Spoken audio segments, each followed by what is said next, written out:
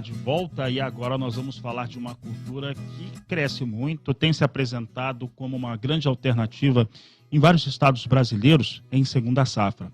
Eu estou falando do sorgo. E para falar sobre a produção de sorgo, como que ele pode ser implementado, por exemplo, em recuperação de áreas degradadas e os resultados, Duda, que ele pode trazer no campo, nós vamos conversar agora ao vivo com o William Sawa, ele que é diretor executivo da Latina Seeds e participa conosco nesta edição do CBN Agro. William, prazer conversar contigo. E o sorgo tem um papel muito interessante sobre vários aspectos, né, de produção, de rentabilidade, de alternativa de campo, né, de culturas para o produtor. E ele atua também como um recuperador de áreas degradadas. Como que isso tem funcionado no campo? Bom dia, seja bem-vindo. Bom dia, Fabiano, bom dia, Duda. Obrigado aqui pela oportunidade de estar com vocês hoje, nessa grande audiência aqui da CBN.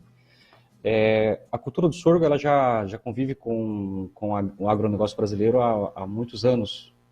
Ela teve um grande espaço de uso de 1998 até 2007, e depois ele ficou em segundo plano, né? Ficou como uma cultura marginal.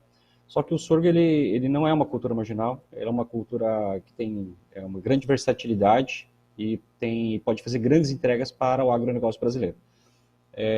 As informações que a gente tem hoje contabilizadas, geralmente é focada no sorgo grão, mas o sorgo ele tem uma diversidade de uso muito grande. Então ele serve lá para a produção de grão, que é o que a gente tem os dados, os números, né, contabilizados pela Conab, pelo IBGE e por outras entidades.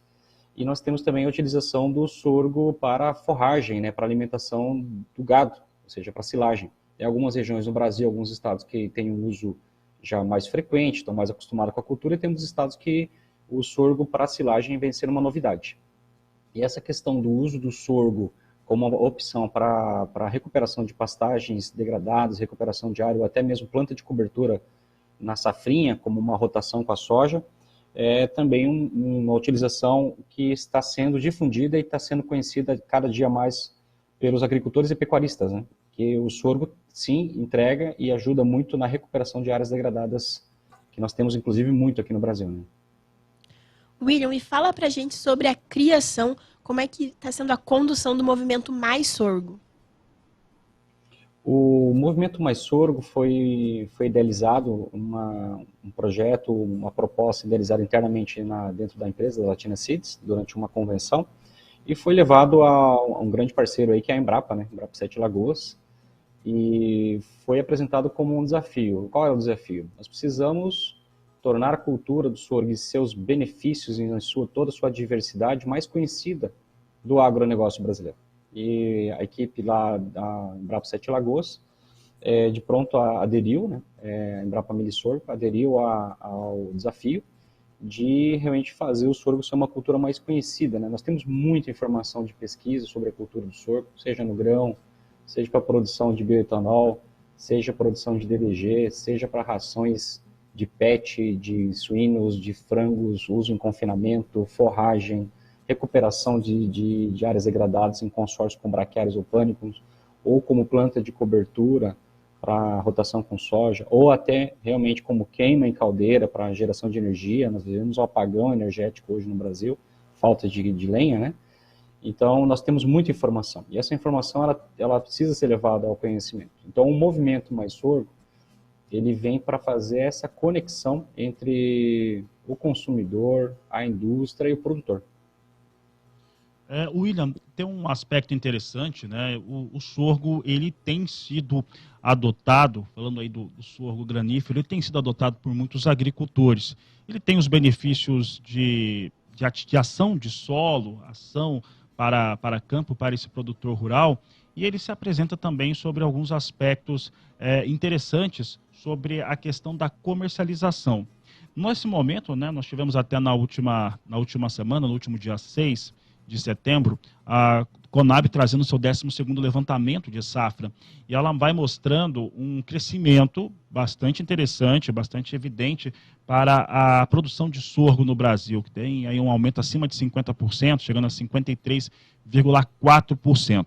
Sobre os aspectos da cadeia produtiva do sorgo e a rentabilidade que o produtor rural que o cultiva está atingindo, como que está a avaliação sobre essa lógica do produtor está trabalhando sorgo, tem utilizado isso como alternativa de campo e os resultados que ele tem obtido? Excelente pergunta. Bom, os próprios números da Conab traz um crescimento no sorgo e traz um crescimento no milho. Então isso comprova que o sorgo ele não entra como uma alternativa de substituição de milho. Ele entra como uma cultura a ser estabelecida dentro de sua janela ideal, onde o milho vem sendo plantado fora da janela ideal. Então, o que era o hábito comum? Planta-se milho até quando eu acredito que eu possa ter qualquer volume de colheita para fechar a área, fechar a propriedade com alguma cultura. Então, estava sendo plantado muito milho fora do zoneamento ideal. Então, hoje nós temos o zoneamento agrícola no Brasil, muito bem feito, mapeado, estabelecido, e o milho acabava sendo plantado fora da janela. Por quê? Porque, às vezes, o desconhecimento pela cultura do sorgo tornava-se prática de produzir o milho fora da janela ideal. Com o aumento do conhecimento do sorgo, que veio principalmente por dois grandes fatores, né? A questão do estresse hídrico, a questão das safrinhas com uma complexidade climática aí acentuada, ou seja, altas temperaturas, falta de chuvas, automaticamente o produtor observou que o sorgo tem uma maior tolerância. Então o sorgo já foi adotado em várias regiões do Brasil, especialmente Goiás. Eu fiquei muito feliz do crescimento que teve no Mato Grosso do Sul, em área plantada de sorgo nessa última safrinha. Então esse foi o primeiro fator, clima. Fez o produtor olhar para uma cultura que sofresse menos estresse do que o milho plantado fora de janela. E o segundo foi a questão da doença, da cigarrinha, né, a praga que transmite aí o Dalbulus maides, que vem acometendo muito as áreas de milho também. Então o produtor ele buscou uma outra cultura para essa janela, que não era a janela ideal do milho, e automaticamente ele começou a utilizar o sorgo. Então o crescimento do sorgo ele veio mais rápido por esses dois grandes fatores. A cigarrinha, que não transmite o vírus para o sorgo, e pela questão do clima, do estresse hídrico. Então o sorgo ele acabou realmente sendo plantado dentro da janela ideal do sorgo, ou seja, o sorgo não vem para substituir o milho. Nós acreditamos que a área de milho se mantém, vai crescer, e o sorgo vai crescer junto. O sorgo granífero vai crescer junto, por quê? Porque a janela do sorgo granífero, ela é justamente posterior à janela do milho. Então, nós temos duas culturas, cada uma em sua janela, trazendo o máximo retorno para o produtor. Em relação ao investimento, a cultura do sorgo ela requer menor investimento em relação à cultura do milho. Então, o produtor que fica na dúvida, fechamento de safra, fechamento de safrinha, áreas com maior desafio, com menor fertilidade, onde eu saio de uma janela ideal e passo para uma janela de risco climático, maior pressão de pragas, o sorgo ele se encaixa melhor do que arriscar no milho. Então, inclusive, o zoneamento do sorgo ele é maior do que o zoneamento do milho para esse fechamento de safrinha. Então, por isso que a gente acredita que o sorgo vai continuar crescendo, mas não em detrimento de áreas de milho. Senão, a gente faz trocas de áreas ideais em relação a isso. Muito bem, William. Nós agradecemos aqui a sua participação nessa edição de CBN Agro. Um bom dia a você. Obrigado, Fabiano, Duda. Bom dia. Um ótimo dia para você, William. Conversamos com o William Sawa, ele que é diretor executivo da Latina Seeds, e conversou conosco a respeito de sorgo, sobre a sua aplicação, um pouco de como que ele tem trazido resultados positivos para os produtores. Duda.